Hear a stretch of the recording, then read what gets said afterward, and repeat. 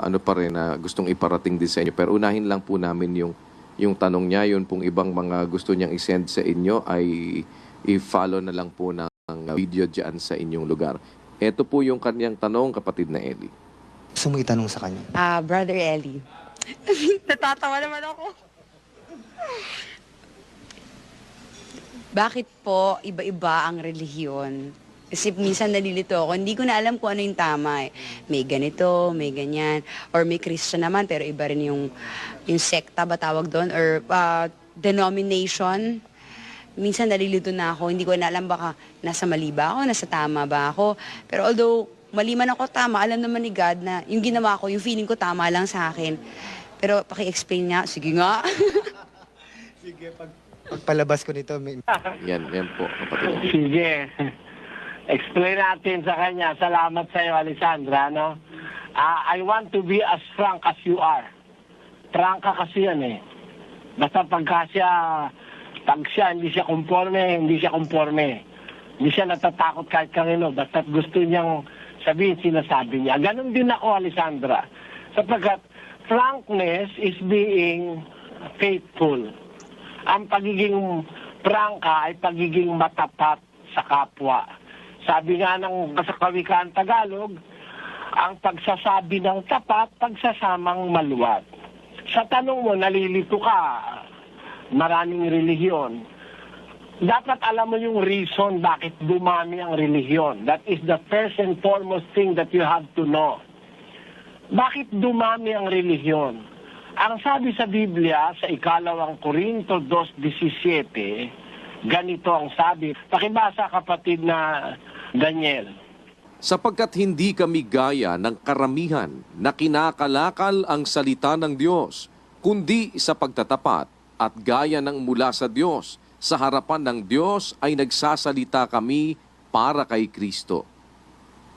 Yun pala. Kaya pala dumami. Sabi ng apostol na si Pablo, hindi kami gaya ng karamihan na kinakalakal ang salita ng Diyos. Marami pa lang nininegosyo ang relihiyon.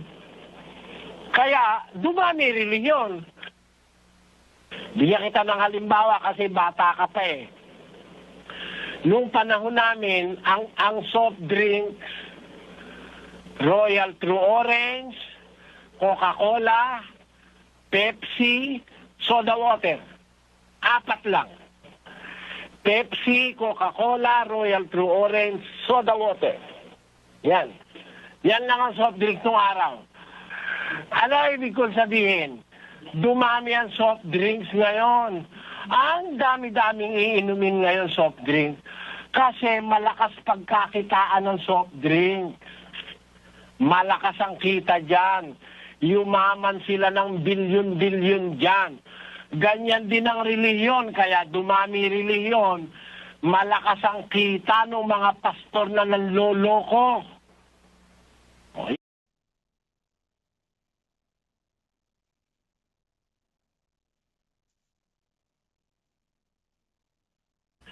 Kaya dun sa Geneva Bible, yung isa sa pinakamatatandang sali ng Bible, I will read in the Geneva Bible. Will you please read that, Brother Daniel? 2:17 of the book of 2 Corinthians. For we are not as many which make merchandise of the word of God, but as of sincerity, but as of God in ye sight of God speak we in Christ. Makikita mo, pati English dyan eh. Old English eh. Matanda na kasing salin yan eh. For we, double E pa yung I niya eh, are not as many which make merchandise of the word of God. Yon. Marami pala nangangalakal ng salita ng Diyos. Kaya titingnan mo, kapatid, ang relihiyon. Nangunguwarta ba? Nagpapapera ba sa tao? Namemera ba? Sigurado, hindi sa Diyos yan. Di totoo yan. Kasi ang tunay na relihiyon, ang aral hindi ibinebenta. Meron, pag nagpabinyag ka, magbabayad ka. Pag nagpakasal ka, magbabayad ka. Pag nagpakumpil ka, magbabayad ka. Pag namatay ka, magbabayad yung kamag-anak mo pagka ikaw ay ipinanalangin o ipinagnobena o ipinagmisa, magbabayad pa rin. Sa Biblia, walang bayad ang Ebanghelyo, ang aral. Basahin natin ang 2 Korinto 11:7. Ako nga bagay nagkasala sa pagpapakababa ko sa aking sarili upang kayo'y mga taas dahil sa ipinangaral ko sa inyo na walang bayad ang Ebanghelyo ng Diyos. Maliwanag ang sabi ni San Pablo, ipinangaral ko sa inyo walang bayad ang Ebanghelyo. Meron nangangaral, may bayad, pati libro binibenta gaya ng mga saksi ni Jehova. Tiyak na natin yung mga relihiyon na yan, negosyo. At pagka ang relihiyon, ginagawang negosyo or a form of merchandise, hindi pwedeng sa Diyos ang relihiyon na yan. Walang possibility na yung relihiyon ay totoo pagka ginagawang merchandise o negosyo ng kanilang mga pastor, ang kanilang relihiyon. At ang isa pang dapat mapansin sa relihiyon, kahit lahat pa magsabing sila'y Kristiyano, Kristiyano Katoliko, Kristiyano Sabadista, Kristiyano Saksi ni Jehova, Kristiyano rin ng Mormons, Kristiyano rin ng mga Baptista, Kristiyano rin ng mga Evangelical, Kristiyano rin born again. Kahit lahat magsabing sila'y Kristiyano, hindi ba kaya na kung nagsasabi silang sila'y Kristiyano, Kristiyano na nga. Ang tunay na Kristiyano, sumusunod sa lahat ng aral ni Kristo. The entirety of the teachings of Christ are being followed by true Christians. The fullness of the teachings of Christ. 28:20 of the book of Matthew says, Teaching them to observe all things whatsoever I have commanded you. And lo, I am with you always, even unto the end of the world. Amen. The instruction of the Lord of Christianity is to teach all things whatsoever I have commanded you. Kailangan ituro lahat.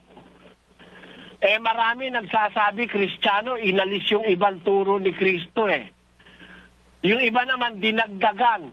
Ang idinagdag pagkakakwartahan, mga bayad, mga offering, mga kung ano-ano, mga tithes, mga kung ano-anong pagkakapirahan niya ng idinagdag. Kaya ano ka lang, ingat ka lang kapatid, baka isa ka sa mga nadadaya o madadaya. Ingat ka pag ang religion ay a money-making institution.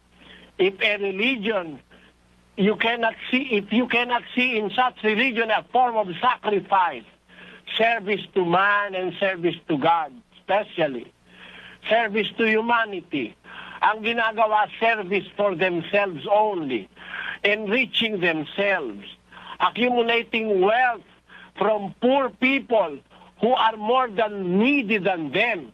Imagine, a billionaire pastor asks contributions from members in the squatters area.